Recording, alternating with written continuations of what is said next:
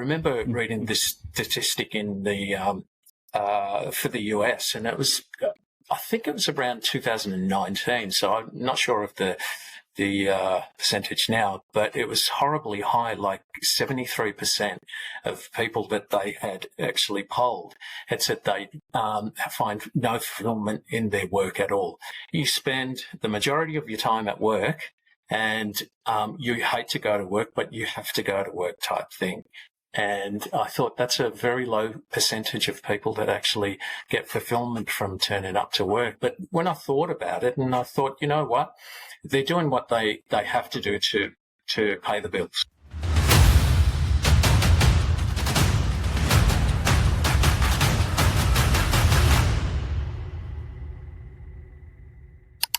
So, Dex, today I want to explore the question of purpose. One, do we have a purpose? And two, what is that purpose?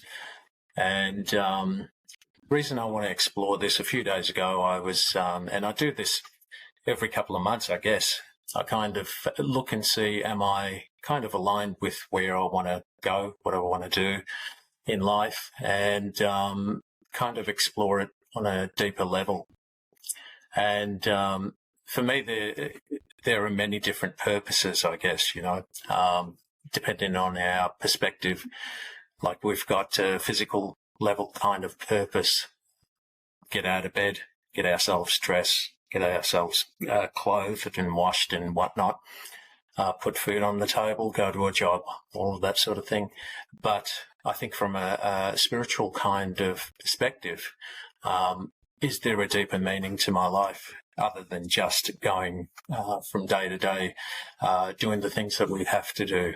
And that's really probably the question I explore more than just the day to day. And I feel like exploring that question kind of is a knock-on effect for the rest of our life. Certainly when we're young and we're taught to go to school, get a job and all of that sort of thing, our focus is on the outer world and keeping ourselves in kind of like a survival, I guess, to be able to do those things that we want to do. And but at some point, do they kind of align with your internal kind of feelings? On a deeper level, is there some sort of meaning to what you're doing, or is it just the thing of getting up, going through the process, going back to bed and repeating every day? So what's that for you? Interesting. It's a the word purpose for me really, again, this is just for me, has only really been something that I would say has mattered in the last third of my life, I would say. So, when you're a kid, you don't really have a purpose, or you understand the meaning of the word, but it's not, you're not living your life towards that one particular purpose. You find a partner, you get married, and even then, there's not really a purpose as such, or what I really felt as a purpose. You got a job, the job made you happy, the job made you money, you were, a good friend, you were a good son, a good daughter, whichever one it is, a good family member. But that still, for me, wasn't a purpose. Even when I first got married, I don't feel like there was something that I was doing that I would consider a purpose beyond just being a good person. You know what I mean? A good person, a good husband, a good friend. Again, that's not a purpose. When I had my first kid, then that's probably where it started to come into play. And even still, you spoke for a couple of minutes about it, and in my head, I'm thinking purpose. And for me, it never really came into my head until much later in life. Like I said, the last third, and that last third was really when I started to look inner and asking myself the questions about that. You know, is the job that I'm doing now, is this what I want to do for the rest of my life? Does it make me happy? You know, is it fulfilling something? And these were questions I constantly asked, and sometimes the answers would be the same, sometimes they would be different. And even still, some of those answers didn't actually lead to a purpose. They might have led to another answer, and I might have explored that answer a bit more. So, for example, if the question was about the job that I was doing, is this what I want to be doing? And if I said, well, no, it might not be, then I might try a different job, something still related to what I'm doing, but not exactly, you know, purpose driven. But still, I didn't sort of find that as my purpose. And I think now that I'm talking and hearing it and listening to myself talk about it, I think that for me, trying to find what my purpose is and what is and was, it wasn't about looking and trying to figure out what it is and trying things out. It kind of just came to me. It was more after the fact. You know, it was like I was either looking for another job or I was looking for happiness. So I was doing different things and finding that those other things weren't what I was after. The feeling wasn't there. And it wasn't until I started to do certain things, and those certain things actually just more involved helping people out, that I was then able to stop and think and go, hey, I helped that person, and that felt really good. And then I helped this other person with this other thing, and that felt pretty good too. And I started to talk to people about that and said, you know, I've been helping, you know, I haven't been just helping you, I've been helping this other person as well, and that other gentleman, and just with things above and beyond, you know, the computer stuff that I normally do. And they said, well, you know, whenever you talk about helping other people, you kind of light up. You know, you have this, you know, for a cliche term, like you have this sparkle in your eye. Like I go up a couple of octaves and I tell people how I was able to help a person with this, and they were able to achieve that. And so purpose for me was almost, it took me a while for me to actually discover what it was, even though I was trying to find it. I didn't think I found it. It wasn't like I discovered it. It almost kind of found me, if you know what I mean. It was something that I had really enjoyed doing.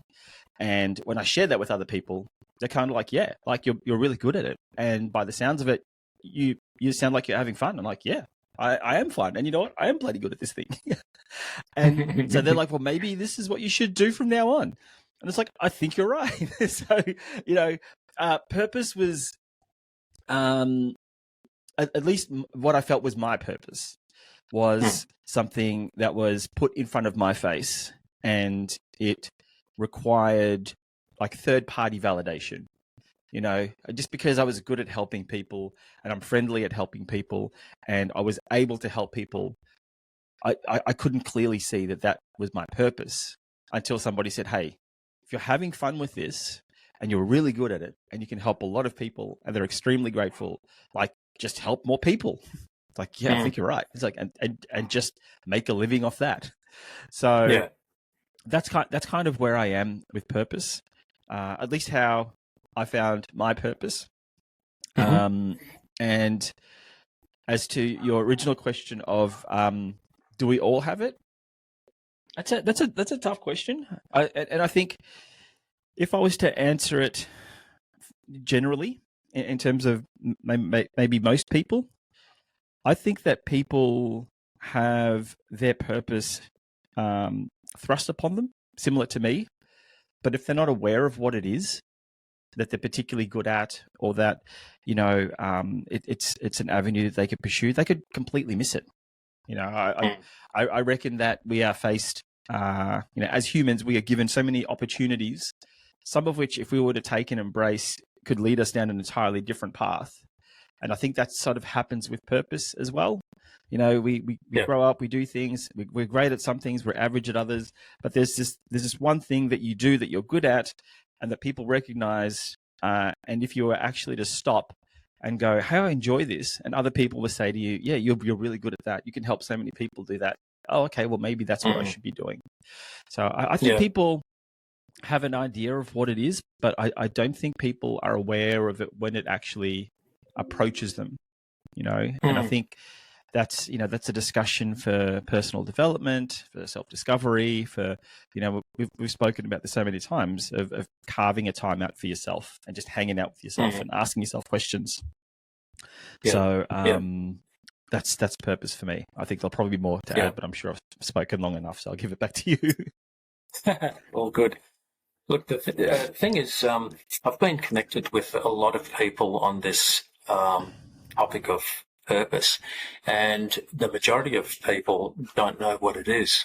And from the time we're born, this is from my perspective anyway, from the time we're born, there's always a purpose. Now, it may not be a life purpose or inherent, something big. My purpose might be crawling, or the next purpose is, I want to stand, and I see all those big human beings starting to walk. What are they doing? So that's my next kind of purpose. And I think it comes back to this thing of why, I connect the word why to purpose quite a lot. But the people that I'm talking to, I guess, are on a very deeper level, past our kind of surface level needs of everyday life. They feel at a very deep level that there's something that they're here for more than just getting up in the morning and going through what we do as human beings and then start the day off again the next day. There is something that they're looking for that's not fulfilling, hasn't been fulfilled with what they're living in their particular existence.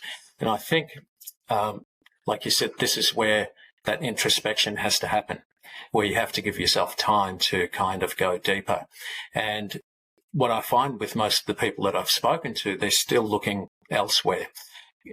Maybe it's a different job, maybe it's a different, way of life or whatever it is, but they're searching on the outside for something that perhaps they needed to look deeper first to get some sort of clarity around that. And even deeper than that, I suppose, like I said, on a physical level, we've got so many different purposes. From the time we're born to to even now, we've got to put a roof over our heads and, make an income and all of that sort of thing. But we seem to get to some point in life where we want our life to mean something. And deeper than that, if you believe that we are spirit in a body, really, when it comes down to it, the meaning that we give our life or the meaning that we're searching for is something that we give ourselves anyway. But it's only through experimenting and finding out, searching, that we kind of go, this feels like it. Basically, we're finding for something that feels very aligned. Like you've probably found most of your life, you're kind of following your joy in a way where you, whether you have ever thought of it as a purpose or not, it's kind of like, if you attach that why to it, you felt good doing it, you helped other people doing it, and so it's kind of like a knock-on effect. Imagine if you did it and you hated doing it, and the people that you did it with, they hated it. It's probably not, unless your purpose is here to make other people miserable, it's probably not your deep purpose, why you want to be here and what you want to do. But like I said, even without all of those things, just as a spirit in a human form, you're here for the experience of that, and I think once you follow your joy, you ask those questions why, and the more you kind of look at those things that you enjoy, you're going to get closer to what that truth is, I think. Yeah, that word is such a loaded word, and it has so many meanings, and it has it basically has the ultimate meaning, it's to the ultimate meaning from the meaning that you're putting towards it. In terms of, you were saying before that when you're a kid, your purpose is crawling, your purpose is standing up. So you're taking, you're starting from that point all the way through to basically your life, which is like the ultimate meaning of the word purpose. And what I find is that when you were talking, I was making some notes down, and I was trying to put my perspective on it. And purpose is something for me has always been easy to define externally. So this person, their purpose is to do this. My car's purpose is to do that. My body's purpose is to do, not so much my body, but a third party element. It's quite easy to define the purpose of something that's not yourself. But when it comes time to figure out what the purpose is for yourself, it's a difficult thing to even think about, because it's you're trying to give a definition of something or someone. And so when you do that in an external level, the purpose of my, what is it? What do they say? That the purpose of your sons is to continue the bloodline, right? That's people say that it's not a bad thing to say, but that's what it is there. In some Southeast Asian countries, way long ago, the purpose of having a son is to help on the farm. These are purposes that you give, and they're quite easy because you're out. There's space there. But when you ask that same question of yourself, like what is your life's purpose? A lot of people get stuck. It's you don't know what it is. Is it is it to help people? Is it to help yourself? Is it something grander? Is it something and even if you try and ask yourself the right questions, you still might not get the right answer, and a lot of the times you don't. I think for me it was something that had come along, and when I actually thought about it and sort of tried it on for size, it actually was quite comfortable. You know what I mean? It's I think I might have mentioned to you before, shifting into like being a coach. The term life coach still still feels funny for me, but what a life coach does basically help people out, help them with goals, help them with growth and transformation. Like that fits perfectly. I'm happy to put on that top and go, oh, this is perfect. But it took a while for me to try and figure that out. So it is one of those things that I reckon that the majority of people out there, as you said, they won't know what it is. They wouldn't know where to start. They actually almost have like a default answer, and that's to like help people, which is fine, which is great. But then when you kind of ask how, people aren't really sure. It's almost like a throwaway answer that they give because they know it's the right answer, but they don't exactly know how it goes beyond that. And it's something that I don't. If people were to never find it, I wouldn't get angry. Like I could definitely understand, because as you get on in life, your priorities change, your circumstances change, and what might have been your purpose for the majority of your life, might change for the latter part. Up until a point of me wanting to become a coach, like my purpose in life almost was, apart from the usual family things, make sure that the family is well looked after, they're healthy, and I'm doing the best as I can to be a husband and father and brother and son and all of that sort of stuff. Beyond all of that sort of stuff, like what is my purpose to society? And it was basically to help people with computers. That was kind of it. But it's like, is that it? Like, what's beyond that? And it just so happened that, helping people beyond their computers, because I've known some of these people for a very long time now. I'm able to do that in a place where there's trust involved, and there's a lot of caring, and so they're able to open up to me, to give me details that they wouldn't give to any other people, and I'm able to help them out. And so after that, rinse and repeating that with other people, and seeing how much I've helped, their lives. And I think now that I think about it, I would have had the same kind of experience in helping people with their computers, right? So people come to me, they're stressed. This is broken. This isn't working. I fix it, and then they're all kind of happy. So that probably gave me a little bit of an indication as to how even just helping a person out can make them feel.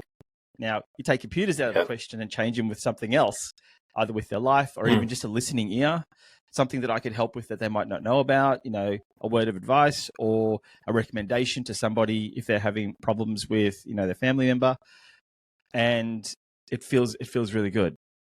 So it's a tough thing to know about yourself. And in hindsight, it might be a good question to ask those close to you. If you were to have that discussion where, it might be like, so like, Shane, what do you think, knowing me as a person, what do you think I'd be good at? Like, what do you think I could help with? Do you think if there's a particular purpose, like why are we here on this earth? And I think if we were to answer for other people, it could be a bit different, because when you try and answer it for yourself, it's very hard. But, I could say, Yeah, sorry, I was going to say, I think, that's a really good point. And this is also a good reason why engaging a coach is really good, because they see what you don't see. Now, they may not know you on a personal level straight away, but they do see a lot that you can't see. We seem to walk around with, blinkers on, or blinders, whatever you call them.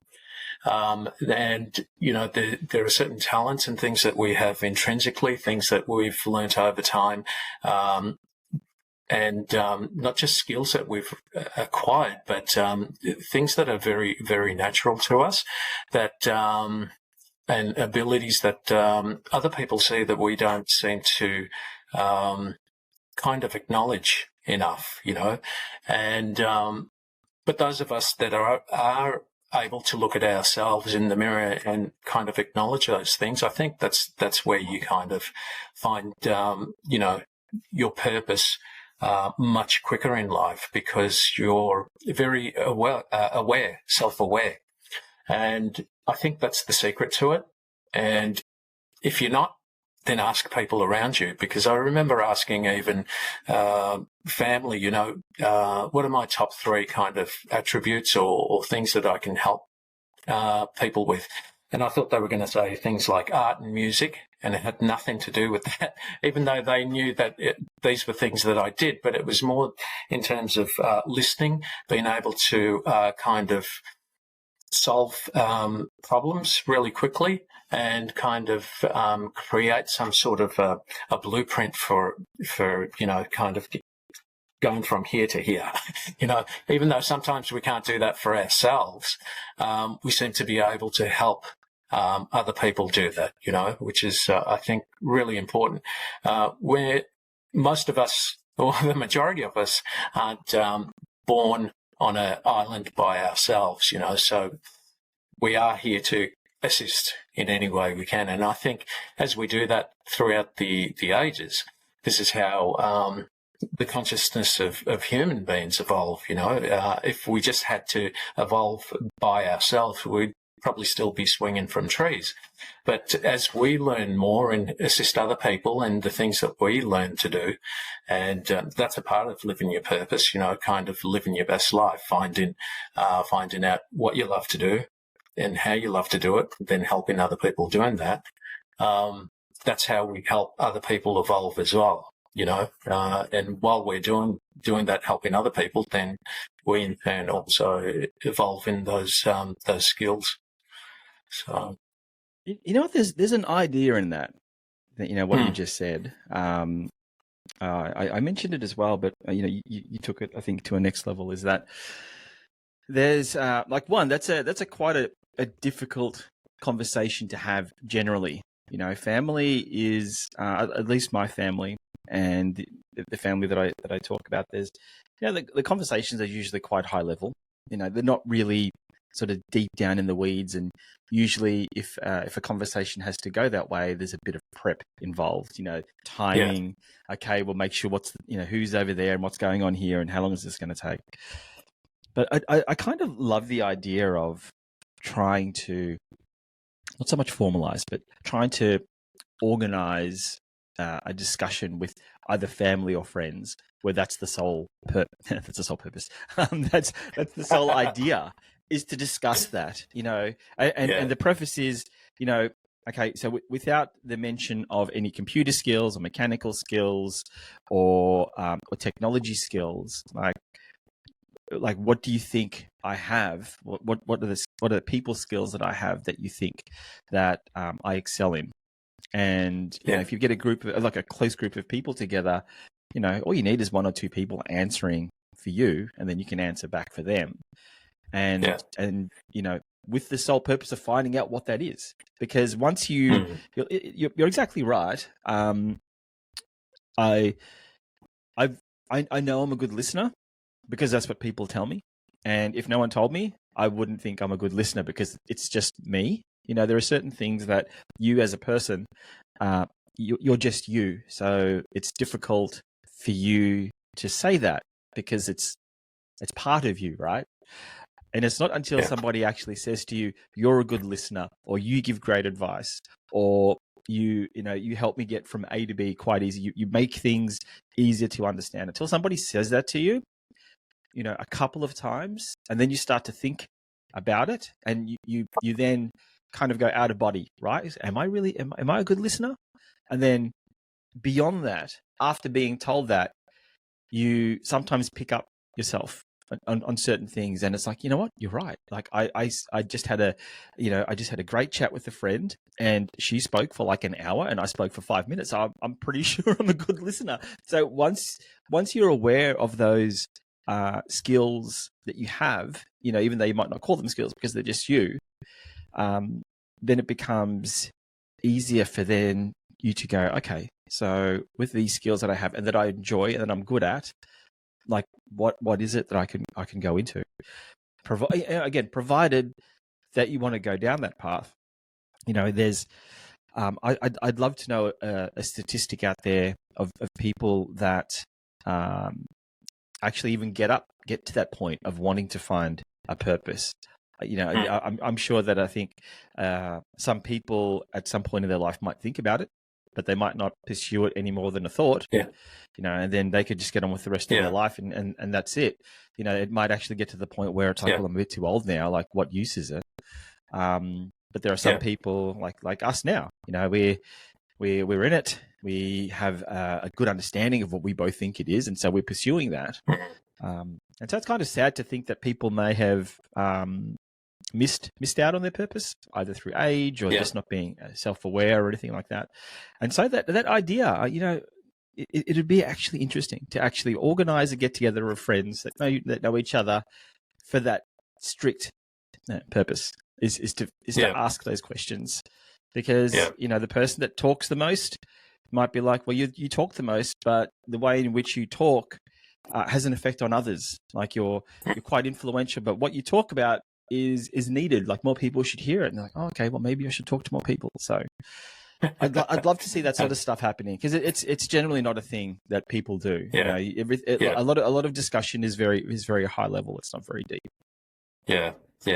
We started a tradition, or my niece started a tradition many years ago, where we kind of posed these questions at Christmas, and we kind of went from person to person, asking deeper questions, and it was basically, what can you reflect back on for the year, and and looking forward as well, but just random questions that kind of got you kind of thinking deeper than just, it's Christmas, it's a lovely time, but what could you really be grateful for?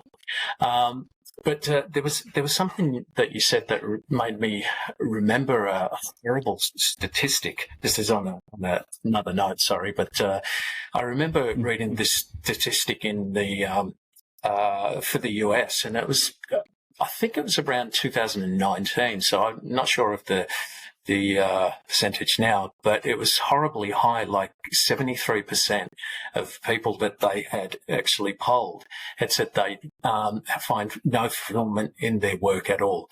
73% is kind of unacceptable, I thought, at that time, because you spend the majority of your time at work, and you hate to go to work, but you have to go to work type thing, and I thought, I understand that, how they kind of felt. And I thought that's a very low percentage of people that actually get fulfillment from turning up to work. And I thought that has to change, and that kind of put me on this kind of trajectory to try and kind of change that in any little way that I could, but that had to be for me first. But I remember seeing that statistic and I thought that's horrible. But when I thought about it, and I thought, you know what, they're doing what they have to do to pay the bills. That's what we all start off doing. But, I think there's a part where things change and we kind of go, why am I doing this? I think you might have been very kind of self-aware that you kind of enjoyed what you were doing, and that's really where most of us want to be. And I think when I got into my early 30s is when I started not enjoying work anymore and a lot of other things. And so I could really I could really see where these people were coming from, the 73%. And I really tied that thing to something of purpose, something deeper, because we can all turn up to a job and, do the thing that we have to do and get the money and probably be pretty good at our jobs. But what was it beyond that, And so I could really kind of understand and, connect with what was happening there, But, yeah.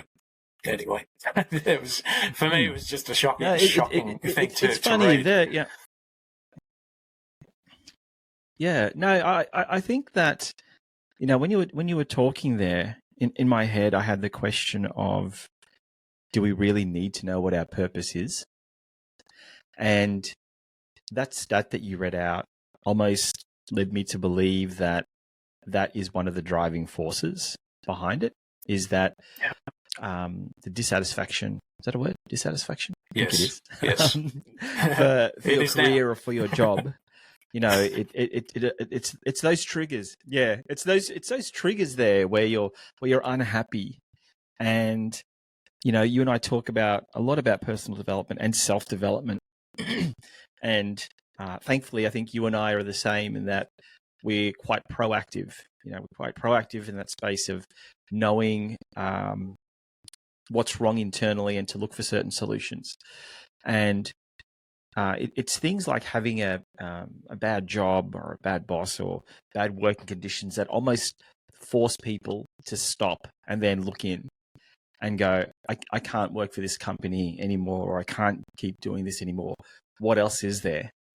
And that's when it's that trigger to then look inside. Okay, well, what am I good at? What are my skills good at?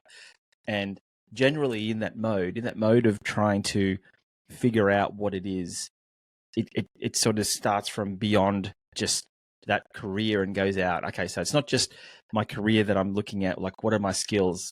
Because in your head, you're going, well, I'm going to have to interview. Well, what else am I good at? Well, I'm good at listening. I'm good at helping. I'm good at this and I'm good at that. And then next thing you know, you're almost doing a mini journey of self-discovery. And I think it's during those moments there that people, if they keep that train going, they go, okay, well, what else is there? Like, is this, like, do I want to go into another job doing the same thing? And it might be good for a couple of months and might end up the same as the other, or do I want to do something else? It's as shocking as that statistic is, and I'm quite certain it's the same still, if not, might be a bit more. There's I think now with certain laws changing about being able to work from home, I think job satisfaction is probably a little bit better, provided that they can still do that. But still, at the end of the day, the people that have to drive somewhere for a couple of hours a day, they have to work for 8 or so hours. So you're 10 hours 9-10 hours away from the family. Once Yeah. you sort of add in time to sleep, then there's really not much time for too much else. So, it's those situations there that if it triggers a moment of self-reflection and personal development, I think it helps, and if that's the way in which people need to be told of, there's a higher purpose, there are options, there are things that you can do that will make your life better, that you can get paid for, within reason, obviously. People don't, people aren't just going to pay you for sitting on the couch, or they might, but you want to have, again, you want to have more of a purpose in life than that. So it's something that I am okay with. I was there. I was an employee. I worked for myself. I'm working for myself for close to 18 years now, and I spent close to a year last year working for somebody else, and that gave me the wake up call. That was again an instigator of, okay, well, I kind of know what it is that I want and that I should be doing. And even though I just said that you and I are quite proactive in the self development, personal development space, I was quick to kind of rectify that and go, okay, I'm not going to try that again. I kind of know what it is that I want to do now, and let's explore that a bit more. So that was kind of like my same journey of thinking that this is the right thing, this is the right path, and then basically to get slapped and go, okay, well, maybe not. Like, what is it now that I want? It basically put that pause in that said to me, hey, reassess your life. Like, what is it that you want to do? What skills do you have? And, I reached back to some of the memories where I was talking to people, and they said, you're really good at this. You're good at helping people out. You're empathetic. You're easy to talk to. People trust you quite quickly. And I'm like, okay, well, and I love doing all that stuff. It's fun. So, sure, it's definitely a shocking statistic. But you know what? If it helps people to find out who they are truly, it's I'm all for it. All for it.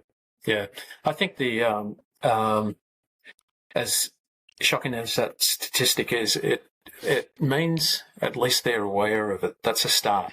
You know what I mean? That this isn't where I want to be. So I think the secret is not to stay there, not to let that be the end of the journey. Let that be the start of the journey, and start asking questions. If it's not this, then what is it? Don't just kind of stay stuck there. I did that for far too long. I've got my reasons why, and I won't go into that just now. But the thing is, sometimes we stay there too long because of financial pressures and whatnot.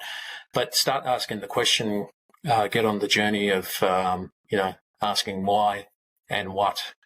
What would I rather be doing instead of this? And make it happen somehow.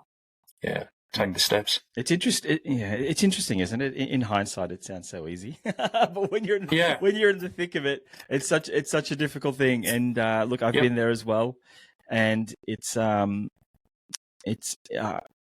was reminded of this when I was at a sales call, and it was for a product. It was for a particular amount of money, and people were umming and ahhing at the price, and the gentleman that was running the sales call said that, okay, this is a particular amount of money. I think it might have been $10,000. This particular amount of money could change the rest of your life in terms of the skills that you will learn. And people were still weren't sold. And he was talking about being able to get that money somehow, sell things, all that sort of stuff. And people, I think, we're starting to get it in a way. And then he put it like this. He said, if somebody kidnapped a member of your family and the ransom was $10,000, how long do you think it would take for you to get $10,000? And you think about it like that, and you go, you'd make a couple of calls and you'd get it straight away. Now, sure, it's different between doing a course and then paying off the ransom, but it goes to resourcing. It goes to, well, how important is this decision for you for this money that you need to get? When people say it's impossible, like, when you were talking before about being stuck, I immediately thought of people that were saying, well, I am in a similar situation. Like if I don't work, I don't get paid. If I don't get paid, I don't pay rent. Like what do I do? And Yeah. I think that's where ego comes into it a little bit. There are certain things that there are some people that are happy to live with some of the decisions they make. It could be moving in with a friend. It could be moving back at home. It could be things that on initial thought is a no-go. If you've bought a house or if you're renting, and in order for you to stop this career and maybe go back to school to get skills to do something that you actually love, if that means you have to move back home with your mum or your sister or whoever it is, like, then do it. It's something that people face in terms of, well, what are people going to think about me? And it leads me to remember a book that I kind of just finished reading. It was Mel Robbins. It was called The Let Them Theory. And oh wow, yeah. I read most Someone of the book. just told me about that good. today. Yesterday. Oh yeah, yeah. It's pretty good. And basically, it's called the Let Them Theory, but she kind of extends it a little bit, and she calls it the Let Them / Let Me. And it's basically a response to anything where you might feel apprehensive or embarrassed or angry at a situation. So let's just say, for example, we were talking about having to move back at home. And it goes, well, what are my friends going to think? They're going to laugh at me. So the response is like, let them, let them think that, if I publish myself, if I publish some videos on social media and people think I'm a bit woo-woo, like I might get embarrassed. What are they going to think? And it's like, well, let them think that, let them, it's almost that default response. And then the rest of it is let me. So let them think that, let me get on with my life. Let me do that course. Let me publish more videos. And that's kind of what I think is standing in the way for a lot of people. It's pride. And I understand that as well. I understand there's pride involved. There's ego. There's this feeling, especially for guys, where, you only ever want to be sort of on the up and up. And so when there's a change in life circumstances where you're either having to take some steps down, guys generally don't want to do that. Like, one, they don't want to talk anyway. That's just kind of how we are, unfortunately. But you're always thinking that, okay, well, here's my friend over here, and his career skyrocketing, and here I am having to, borrow money or having to change, like do another job. Like, let them, let them think that. Yeah. It's something that I'm embracing that myself, because there are some things that is associated with coaching that I'm not overly comfortable with. Not comfortable in terms of I don't want to do it. It's comfortable because I've not done it before. And so in my head, I am asking those questions. What are people going to think when I say this? What are people going to do when I do that? And so I'm constantly putting that let them theory in front of me. It's like, let them think that. That's fine. And strangely enough, the people that I have told, and my forecasting of what they would say is entirely different. It's hilarious to me, because in my head, I don't know if it's just a me thing, but I think it's just a guy thing generally, where if you play scenarios in your head, the outcome is normally more on the negative side, right? So that when it does happen, then you're kind of prepared for a bit, and you're not disappointed, right? It's almost like, I kind of remember maybe asking girls out when I was young and thinking to myself, they're not going to say yes. Like, that's what you say to yourself. And so when you do that and they say no, you're kind of like, see, she was going to say no anyway. Yeah, see? But then she says yes, you're like, oh my God, it's like, it's perfect. So, so it's those things there where I'm starting to tell people what it is that I'm doing with a bit of apprehension. And it's almost been like all of it. It's been positive. They're like, oh, that's a great decision. I used to life coach. Oh, I had a life coach for many years, and that you'll be really good at that. And I'm always surprised. I'm like, oh, I should have told these people before. Like, it's juice. It's this energy juice that when you tell people and they said, yeah, you should really do that. I'm like, oh my God, I should have told them before. But it's those stories that we tell in our head that that hold us back, and it goes back to like what you were doing before with your your Christmas stories. Like that's a tough thing to do for many families. You know what I mean? It's it takes a strong, committed family to sort of do that en masse, because it's like, what do we talk about feelings and stuff? Really? Yeah, we find it quite enriching, actually. It's something that we've done for a number of years now, but we're kind of that kind of family anyway. We kind of we don't like to kind of leave things unsaid or on the surface, So that's a good thing. So I guess when it comes to things like coaching, it's I've had many years of practice anyway, kind of thing. But it's interesting, this thing of these negative stories that we tell ourselves, having probably spoken to far more women than men about this kind of stuff. I can tell you, it's just a human being thing that our brains just or minds play like this tape in the background, and it always defaults to this negative kind of tone. Obviously, a lot of this is from our past, and it just keeps, there's just thoughts. They're just thoughts, and but it defaults to that. It's because, it comes from a place of protection. Those people that loved you, they told you, don't do that, don't do that, don't do that. That's all from protection. They love you, but unfortunately, you don't hear all of that when it's in the here and now, and it keeps coming up. But it's interesting. I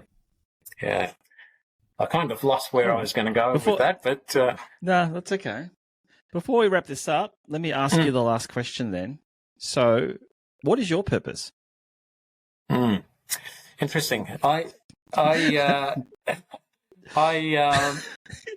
Look, I've been trying to answer this question since I was 17 when I asked this. So it's something that's kind of bothered me most of my life. I've done a whole lot of stuff that I really enjoyed, but never felt like it was the juice, if you know what I mean. But the closest I've come to it is I came on this into this experience to spread love and peace. That's it, in any way possible. And the closest I've got to it now is through helping other people out of their pain. And so the more I do that with other people, when they're stuck, and I help them get to a place where they're enjoying their life, I've fulfilled my purpose. So as simple as that. It's not a particular vocation or calling or anything, but I've really got to that place where I've gone so deep into myself that it just comes from a place of love and peace. That's it. Yeah. And you? I'm the same. It's it's funny because it's you know what it is, but it's hard to describe in a single sentence. Unless you're the type of person to make it like an elevator pitch, where you can answer it easily. It's always a difficult thing to answer. And generally it does come down to me helping people, in whatever aspect it is. It's, it could be something, as you said, they could be stuck. They could just need to be listened to. They could need some options and just, someone to help them see and get some clarity. There could be some technical stuff as well, even just things that, they don't have anybody else to turn to. I do find that helping people in that way does give me that juice, because they're then, once you help a person once, then they're more open to share more. And there'll be other ways in which they can go, okay, well, you've helped me with that. You're really good. I also have this other thing that I might need help with. And when I help people, I find it helps me just as much, in terms of either solidifying a thought process I had, or giving me a new skill, or allowing me to think differently, because helping people, for me anyway, isn't all about having the right answers. It's about exploring options. And what I think, in my head is an option might not be an option for that person. And they might turn around and give me some advice that then changes my initial answer. And so it broadens my thinking. And it's all coming from a place of love and caring and understanding. It's not, I want to, I command you to do this. It's all, let's have a look at your situation. Have you tried that? Have you tried this? Let's talk about this a bit more. Let's work through this together. And, the more people I help, the more I learn, the more I understand. It's kind of like a, rising tide lifts all boats sort of thing. And I always feel it as not just me helping a single person out or a group of people. It's like they're all, like I said, they're all helping me as well, helping me grow, helping me understand things. And so when I go to another person and do the same thing for them, I've got more ammunition. It's not like the same kind of thinking I just copy and paste. It's, it's the information that I've gleaned from these people and then this other person that's given me a different perspective and that other person. And, the more you speak to people, the more understanding you have, and then the more you can share. So ultimately, it is just to help people in wherever they need help. There's that's all that I think I can do, and that's really just based off what people are willing to share. You can't help fix a person's problem if they don't tell you what the problem is in the first place. Yeah, so correct. It's about being made available to, if it could be something very small. And like I said, once you help them with that, then that might unlock something a bit bigger for them that they do really need help with. And once you've gotten that trust and, you've got knowledge from so many different avenues, then, you're able to help them, or at least better equipped to help them. Yeah, 100%. I think everyone's just got to start from an open place, Sometimes people don't know why they're stuck, and what's going on with them. But all they need to bring is an openness of, being vulnerable, which is not easy. But, at the end of the day, we're here for them. So, yeah. That's our next topic for discussion. 100%. All right, openness, beautiful. Being vulnerable. Has to be that. There's going to be a bit of a guy focus, but don't worry, you females out there will help you too. That definitely from a guy's focus. Sometimes I think females are a bit too open and just, want to talk a lot, whereas guys are the total opposite. They don't talk about anything else except for cars and footy and golf and everything else. So I think that's the perfect topic for our next one. We can go into that. Yeah. Yep. Sounds good. Perfect. All right, man. Take it easy, Shane. Chat to you soon. You too. See you, buddy. See you, mate. Bye. Bye.